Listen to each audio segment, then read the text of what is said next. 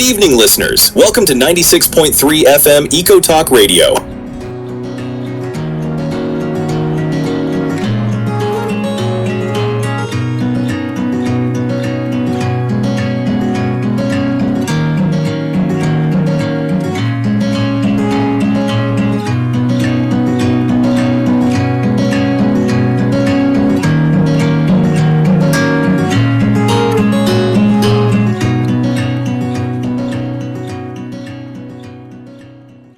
Magandang araw, Pilipinas! Nasa Erika sa 96.3 Earth FM, ang tinig ng kalikasan.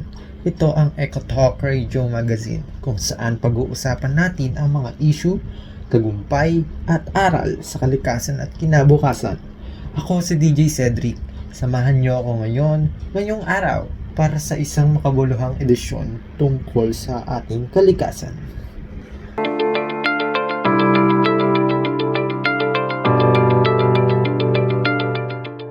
Nagnanais ang Pilipinas na mag-reforest o magtanim muli ng 5 milyong puno sa gitna ng mga banta ng pagbabago ng klima. Ayon sa Department of Environment and Natural Resources or DENR, ang Pilipinas ay naglulunsad ng programa para magtanim ng 5 milyong punong kahoy sa bansa bago ang 2028. Layunin ng programang ito ang ibalik ang mga gubat, palakasin ang proteksyon laban sa pagbaha at landslide at makatulong sa pagsugpo ng climate change.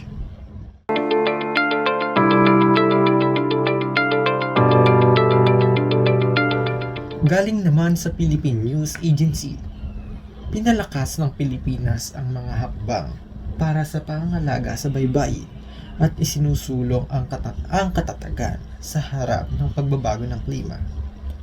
Sa patuloy na pagsisikap na protektahan ang ating baybayin, inilulunsad ng DENR sa pakikipagtulungan sa mga iba pang samahan tulad ng National Blue Carbon Action Partnership or NBCAP, isang programa para sa pangangalaga at ibalik ang blue carbon. Ito ay ecosystem gaya ng mga mangrove or coastal forest na mahalaga sa climate resilience at biodiversity.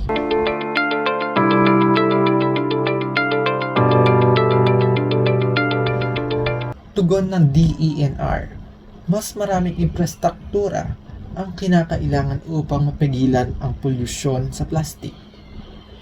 Ngunit nananawagan ang DENR na dagdagan ang infrastruktura para sa segregasyon, recycling at waste management. Ibinunyag nila na humigit kumulang 61,000 tonelada na basura ang araw-araw na ang nililikha ng buong bansa, kung saan 12 to 24% nito ay plastic, dahilan ng polusyon sa lupa, ilog at karagatan.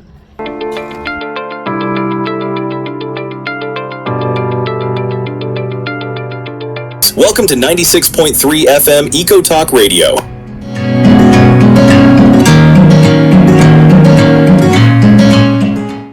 And now, the feature story.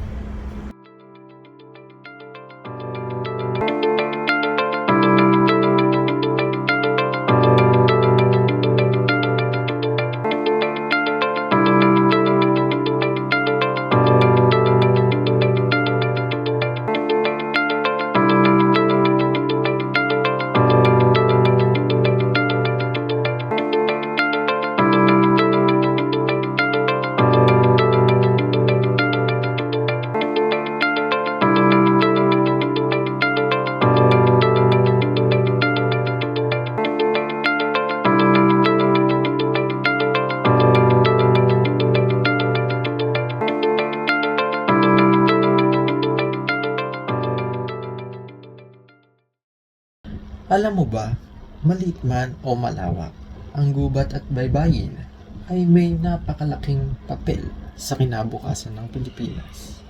Una, ang pagsasagawa ng malawakang pagtatanim ng puno tulad ng programa ng DENR na 5 million trees by 2028 ay bahagi ng solusyon sa pagliit ng forest cover, pag-iwas sa landslide at pagbaha at pag-absorb ng carbon dioxide mula sa hangin. Pangalawa, hindi lang gubat sa bundok ang mahalaga, pati coastal at mangrove ecosystem.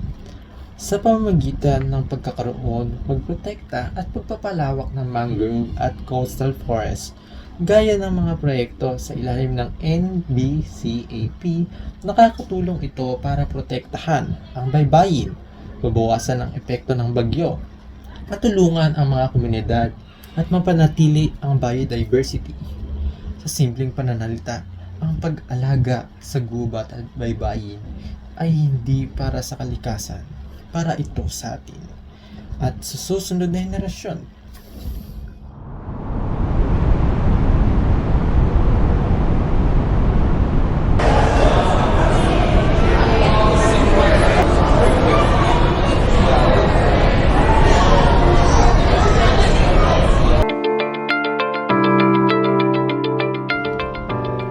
Ano ang kaya mong gawin para makatulong sa kalikasan? Lalo na sa basura at pagtatanim ng puno.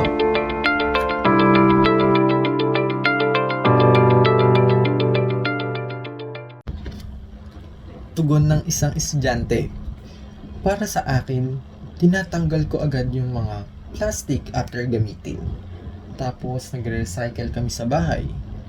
Kung may puno pa, gagawa talaga kami ng maliit na taniman kahit sa paso lang. At ayon naman sa isang mamimili, madali lang. Bumibili kami ng reusable bag para sa pamimili at hindi na ako humihingi ng plastic bag lagi. At ayon naman ito sa tricycle driver. Kapag may basura kami sa sasakyan, binabalik ko ito sa tamang basura bin. Hindi basta itinatapon sa kalsada.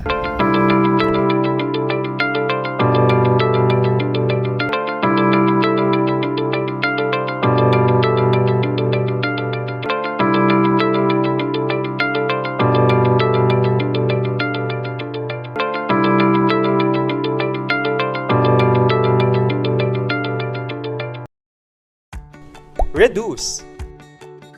Bawasan ang paggamit natin ng mga single-use na lalagyan tulad ng maliliit na supot. Kung iisa o dalawang bagay lang naman ang bibilin sa tindahan, hawakan na lang ito o ilagay sa bulsa. Reuse. Gamitin ang mga eco bag para reusable kapag namimili. Kung maayos at malinis pa ang mga malalaking plastic bag, pwede rin naman itong gamitin kahit ilang beses. Recycle. Itapon ang mga gamit na mapapakinabangan muli sa recyclables bin para hindi dumagdag sa basura. Importante bawasan natin ang tinatapon nating basura. At mahalaga rin ang pagtapon sa wastong basurahan. Para hindi lumala ang mga tambak na basura at baha sa ating lugar. Alagaan natin ang ating kapwaligiran dahil ang kalikasan ay kaakibat ng kalusugan. Para sa Healthy Pilipinas. This commercial is from doh.gov.ph, Department of Health.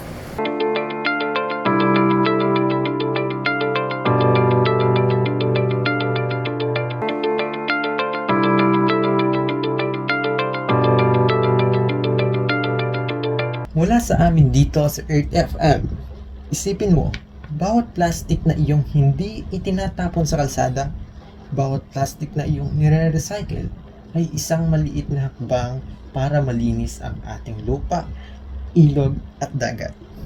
Gumamit ng reusable bag, iwasan ng single-use plastic, segregate ng basura, i-recycle lang isang plastic lang, isang aksyon para sa ating kinabukasan.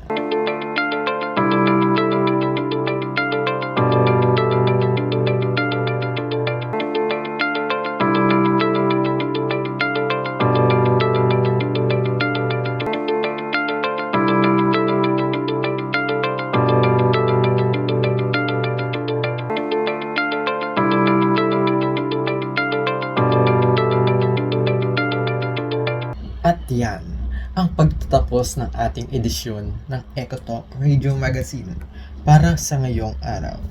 Napag-usapan natin ang mga makabuluhang balita sa kapaligiran, ang kahalagahan ng reforestation at coastal restoration, at nakita natin ang mga simpleng paraan na pwedeng gawin ng bawat isa para makatulong. Maraming salamat sa inyong pakikinig at sa mga nagbabahagi ng kanilang boses.